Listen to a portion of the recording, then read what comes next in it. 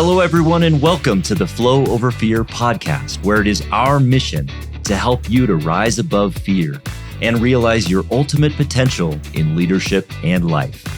I'm your host, Adam Hill, and it is my goal to share with you the human side of high performance.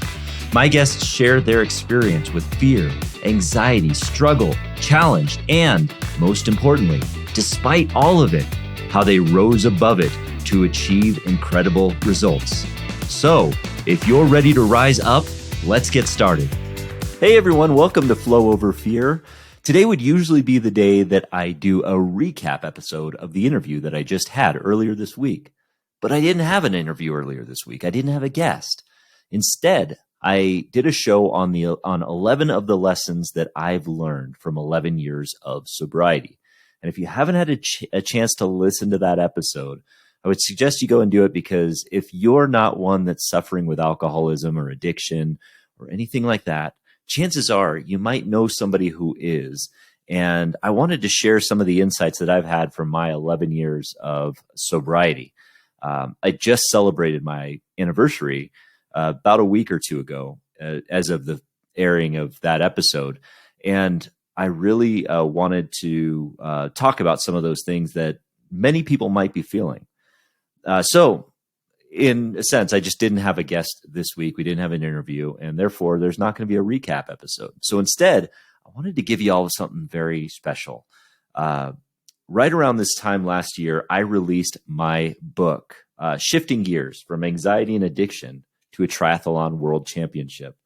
And this is my story of how I rose above addiction, rose above anxiety, and my early life with anxiety, and then getting into alcoholism, and how ultimately I got sober and changed my life and transformed myself from a non-athlete into an Ironman World Championship-qualifying triathlete. And ultimately that paved the way to all of the success that I've had since then, and miracles and accomplishments and blessings and all of the grace that I've lived since that. It truly has been a life of grace, and I want to make everyone aware that it's a life of abundance that's accessible to them. Well, anyway, I released this book about a year ago, and about a month ago, I released the audiobook. And the audiobook is awesome because, well, you can listen to it in your car. You can listen to it on a jog. You can listen to it without having to sit down and open and do that silly thing all we humans do called reading. Reading's fun, don't get me wrong. Buy the book, but audiobooks are also a lot of fun, and you get to hear my voice throughout the whole thing. So in honor of that, and as a thank you to everyone that purchased the book for helping me to make it a bestseller last year, and in pursuit of trying to make the audiobook a bestseller, I want to share with you the first chapter in audio form.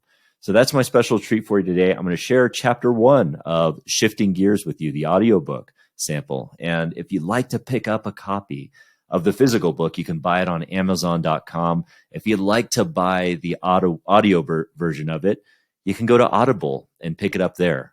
If you're a member of Audible, you can buy it for 1 credit, so it doesn't necessarily cost you a thing. But pick it up there, listen to it, enjoy it, and without further ado, here is the first chapter of Shifting Gears, as read by yours truly. Fear and Loathing in a Mexican Porta Potty. Ironman Los Cabos, 2014, mile 133. This was not how I expected things to turn out. I was doubled over in a porta potty in downtown San Jose del Cabo. I felt a combination of intense pain, lightheadedness, exhaustion, and gastric chaos. As I reflected back on what brought me to this uncomfortable moment, I realized I only had myself to blame. I signed up for this, and despite my current shameful circumstances, I was about to achieve absolute glory. Well, as much glory as one can achieve in soiled lycra. Before I could achieve said glory, though, I had to survive the present situation. The lightheadedness worried me the most. The last thing I wanted was for some tourist to pop open the blue plastic door and discover a gringo passed out with his shorts around his ankles and covered in his own sick. Keep it together, man.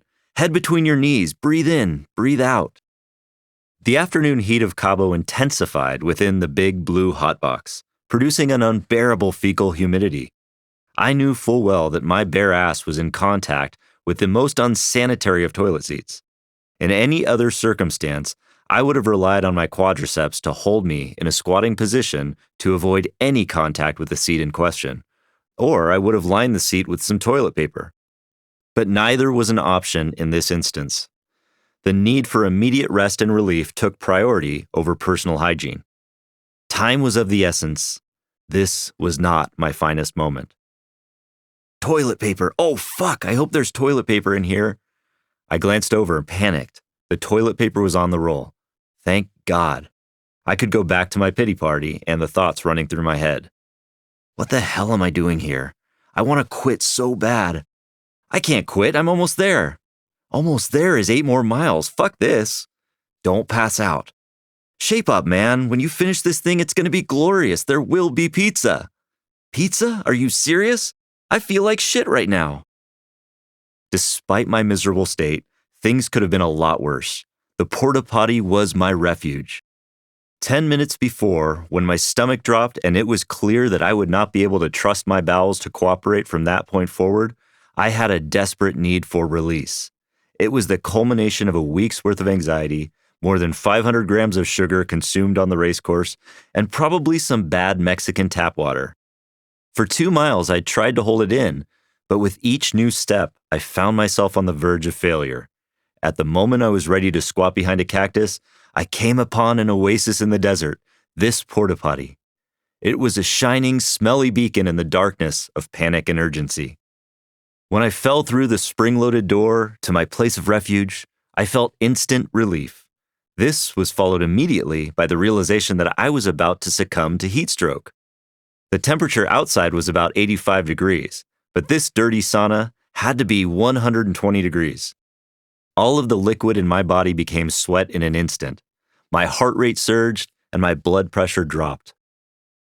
All of this led to me sitting in the porta potty with my head between my knees, struggling to stay conscious and asking myself why on earth I would ever subject myself to this type of torture. The irony of finding myself in this situation was not lost on me. Here I was at mile 18 of a marathon after a 2.4-mile swim and a 112-mile bike ride in the Mexican desert. I was as sick as a dog and in a pretty shameful state. I was racing in an Ironman to prove how healthy and fit I was, but this experience was oddly reminiscent of my days as a heavy drinker, hugging toilet seats, passing out in random places, and suffering from what alcoholics call incomprehensible demoralization. I thought of the many times my alcohol abuse hurt my family. I thought of the shame and humiliation it brought them. I thought of myself dying at an early age, unable to see my daughter and son graduate from high school and college. I thought of how I used to wake up full of fear and anxiety, forced to fake it through the day until I could finally drink my liquid solution. Thinking through where I had been brought my perspective back to a positive state. I had been sober for 2 years in that moment. A little over a year before this race, I quit smoking, put down the junk food, and got my unhealthy ass off the couch. Despite having no athletic prowess whatsoever, I became inspired to compete in Ironman triathlons. Having achieved a dramatic spiritual and psychological transformation through sobriety, I wanted to make a similar physical transformation. But my ultimate goal was not just to finish an Ironman. I wanted to compete at the top of the world stage. I wanted to qualify for the Ironman World Championship. This was my first attempt at achieving that goal. And while it wasn't going quite to plan, the journey to the starting line led to the transformation I wanted to achieve and became a catalyst for transcending my fears. During this moment, sitting on a porta potty in San Jose del Cabo at mile 133 of my first Ironman triathlon, I didn't feel much like a champion. I was closer to the edge of giving up. Thankfully, I remembered why I began in the first place. Outside that blue plastic door was a little less than 8 more miles of a race I began a year prior. At the end of those final 8 miles was the greatest finish line in the world, and proof positive that I accomplished what I had set out to do. I pulled myself up, yanked up my triathlon shorts, took another deep breath of the microscopic fecal humidity, and exited my place of refuge. Once again, I was off and running. Hey everyone, thanks for tuning in to the Flow Over Fear podcast.